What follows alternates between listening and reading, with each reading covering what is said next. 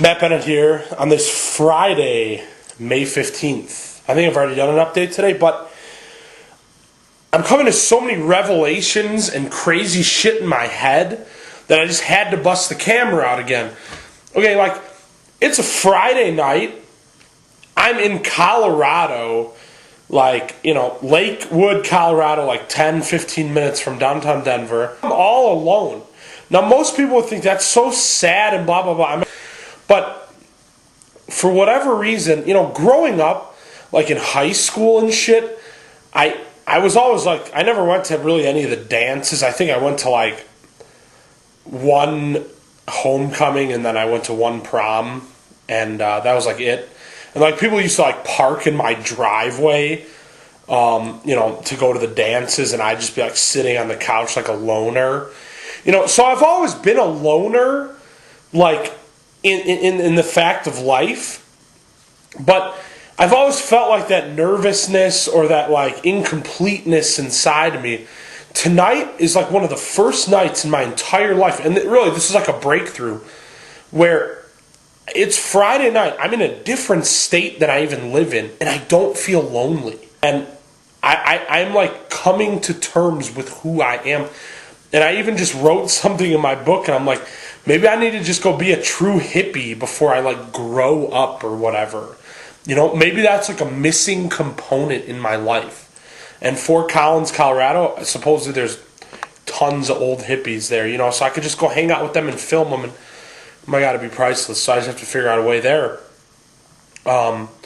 Because like if I just like I do need to get a job, for money purposes, but at the same time, I'm so like infatuated with just drifting on like nothing.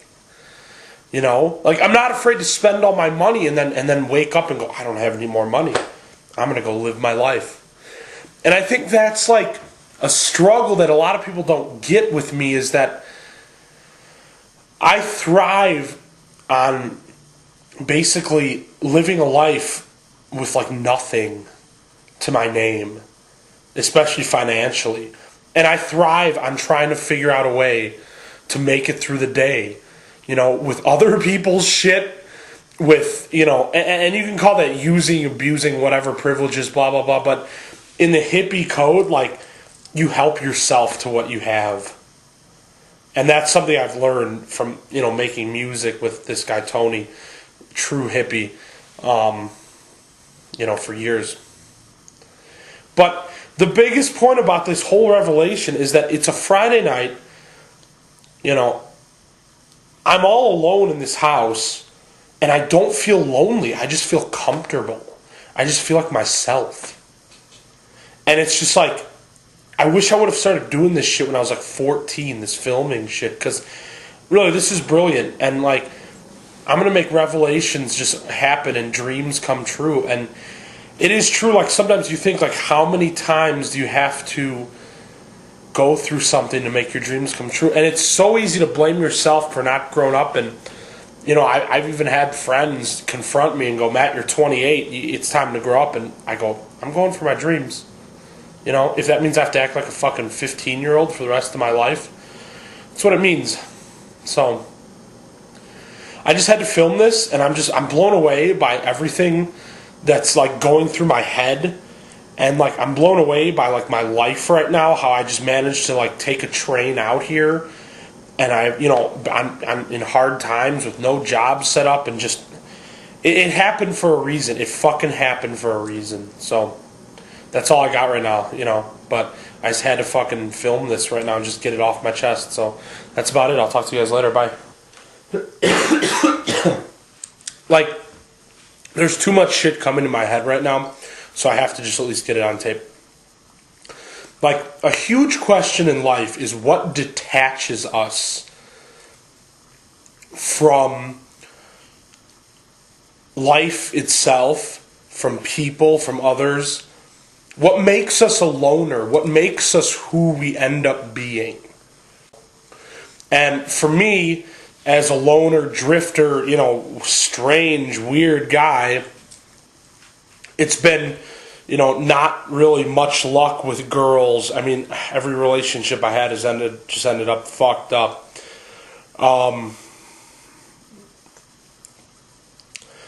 parents that don't understand you and scold you at an early age. For me too, it was like being put on medication and just like a strict upbringing where anything you did that was slightly abnormal, you had to go see a therapist. You had a big problem. Friends that come and go, and just confusion with friends. And I've always been told I've been somebody that is a great listener and a great person to be around, but I've always felt the emptiness inside myself. I think going to therapy as a younger person, I started going to therapy when I was like 17, so that kind of isolated me. Just various factors like that, they make you detach yourself. And then, of course, there's alcohol abuse, drug abuse, which I've been there too.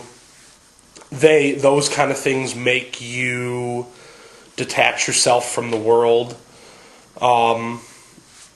Because of things from your past, things that were too painful in your past make you drink a lot, make you smoke a lot of weed, do other drugs, blah, blah, blah, because you just feel like a loner.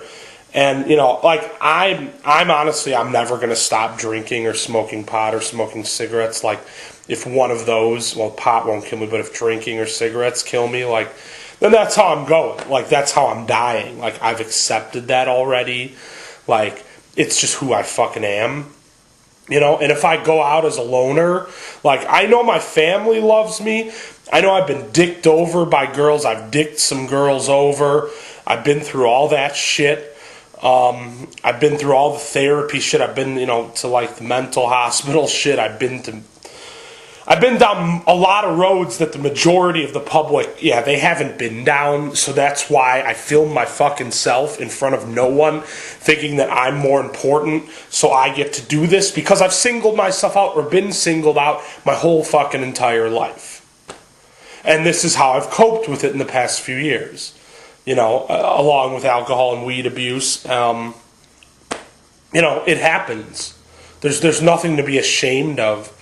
And like I said, I'm not going to go to fucking rehab just because, like, just to get some good job. Like, I'd rather just drift and film and get noticed that way, because if I do this enough and I put enough of this shit up on the internet, somebody's going to go, this guy's so fucking brilliant. He's been through so much shit. He's a classic fucking artist. Let's give him some money. Because he's lived like a poor artist for so long. And that's something I have to make happen, I get. But I think I'm coming in those terms, and I don't know. Like, I've drifted away from reality for so long that it's like, this is my only shot. And I don't think people understand that. I don't think people really, really get it. I've had friends tell me to fucking grow up and shit. I think I said on the last clip. They don't really get how far gone Matt Bennett really is. Like, it's not all in a bad way, because it's been a lot of experimentation. It's been a lot of this and that. But they don't really understand how detached I am from human society, from everything that's happened to me. And, I can sit there and be mad about it and angry about it, or I can just film myself and be honest with myself in this camera and just go, this is why I am the way I am. This is why most artists are the way they are. They've been rejected by society time after time after time, being told that they're crazy, they're unrealistic, they have these problems in their head. And I just seem to subside everything and accomplish what I want. And fucking say, fuck you doctors, fuck you therapists, fuck you friends who tell me to grow up. I'm doing what I'm doing. You go live your life, I'm living mine. Done and done. He's not a leader, he's an artist. He's not a user.